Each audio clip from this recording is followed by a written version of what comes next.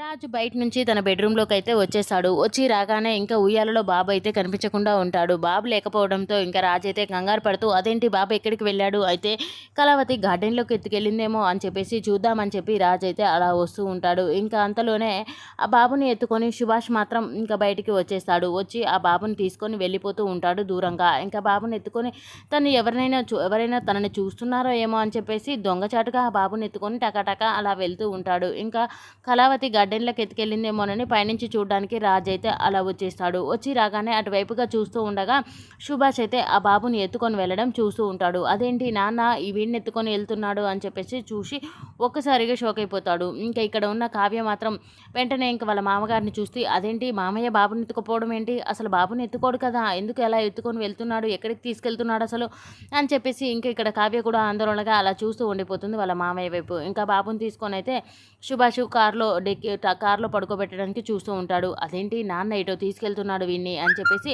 కంగారు పడుతూ రాజు అయితే ఇంకా కారులో పడుకోబెట్టడం చూసేసి పరుగున ఇంకా వచ్చేయడానికి చూస్తూ ఉంటాడు. నాన్న అని పిలవబోతాడు, కానీ పిలవడం కరెక్ట్ కాదు, అసలు నాన్న ఎక్కడికి వెళ్తున్నాడో తెలుసుకోవాలి అని చెప్పేసి ఇంకా రాజు పైనుంచి కిందికి పరిగెత్తుకుంటూ వచ్చేస్తూ ఉంటాడు. ఇక్కడ సుభాష్ మాత్రం ఆ బాబుని కారులో పడుకోబెట్టుకొని ఇంకా వెళ్ళిపోతూ ఉంటాడు. ఇంకా ఏం చేసినా కూడా ఆలస్యం చేస్తే నాన్న ఎక్కడికి తీసుకెళ్తాడో ఏమో అని చెప్పేసి రాజు పరిగెత్తుకుంటూ వచ్చేస్తూ ఉంటాడు. ఇక్కడ కావ్య మాత్రం అదేంటి మామయ్య అసలు ఆ బాబుని ఎక్కడికి తీసుకెళ్తున్నాడు, ఎందుకు తీసుకెళ్తున్నాడు అని చెప్పేసి అనుకుంటూ ఉంటుంది.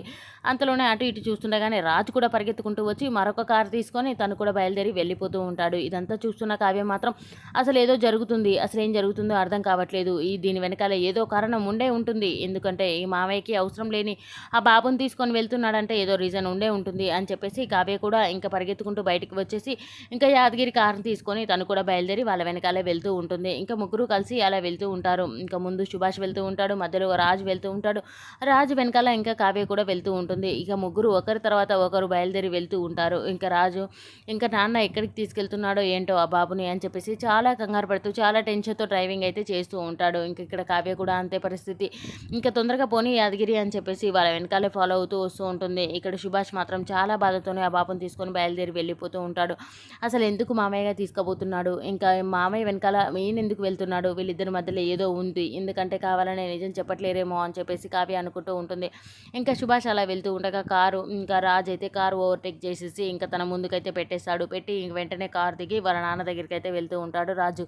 వెళ్ళిన తర్వాత వాళ్ళ నాన్నతో ఏం మాట్లాడతాడు ఏంటి అనేది నెక్స్ట్ సీన్లో చూద్దాం. ఈ వీడియో కనుక మీకు నచ్చినట్లయితే please do subscribe. Thank you for watching.